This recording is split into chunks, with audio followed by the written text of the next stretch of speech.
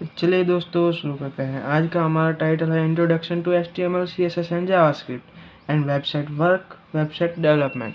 ठीक है, अब आज हम ये देखेंगे कि वेबसाइट कैसे बनाया जाती है और किस बेस पे बनाई जाती है और कुछ बेसिक्स समझेंगे। ठीक है, वेबसाइट बनाने के लिए HTML CSS and JS means JavaScript तीनों को समझना ज़रूरी है। ठीक है, अब HTML जो है, CSS जो है और जावास्क्रिप्ट जो है, इसको समझने के लिए मैं आपको एक छोटा सा मेथड बताऊंगा। तो दोस्तों हमारा जो HTML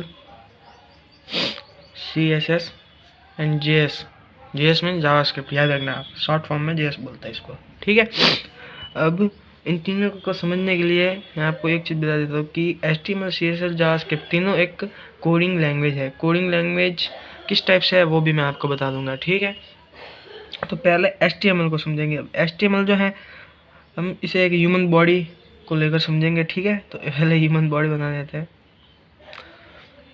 आपको ये ह्यूमन बॉडी तो नहीं कार्टून लग रही होगी, तो ऊपर जो दिखा रहा हूँ मैं आपको कुछ इस टाइप से होता रहा, बाकी आप समझ ही लीजिए जो मैं बता रहा हूँ, मतलब हड्डियों का ढांचा, एक घर की नींव ही समझ लो आप। ठीक है, अब CSS क्या करता है? CSS इसमें अगर समझेंगे तो CSS आप देख लो, इसकी आँख हो गए, इसके नाक हो गए, इसके होठ हो गए। ठीक है, इसकी बॉडी हो गई, मसल्स हो गए, सिक्स पैक एब्स हो गए। ठीक है, ये इसकी CSS है। अब JS क्या होगा? JS इसका ब्रेन होगा, जो दिमाग है।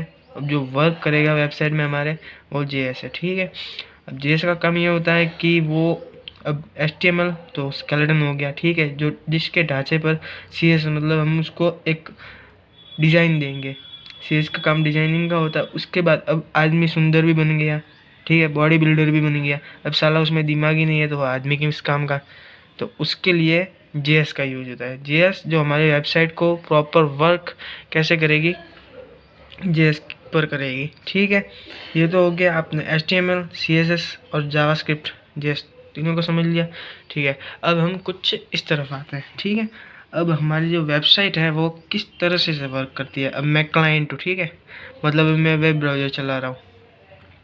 अब मैं अपने वेब ब्राउज़र में हेलो लिखूँगा। ठीक है, मेरा वेब ब्राउज़र जो है वो वेब सर्वर, मेरा वेब ब्राउज़र जो है ना, ये वाला वेब ब्राउज़र किसी, ये क्या है, क्रोम है। ठीक है, अब क्रोम वेब ब्राउज़र, उसमें मैंने हेलो टाइप किया, मैं क्लाइंट हूँ। ठीक है, अब हेलो टाइप किया है तो वो वेब सर्वर पर जाएगा। ठीक है, और वेब सर्वर पे जाके मेरे को HTML CSS और जावास्क्रिप्ट रिसीव करता है। हमारा वेब ब्राउज़र रिसीव तो HTML CSS एंड JS करता है।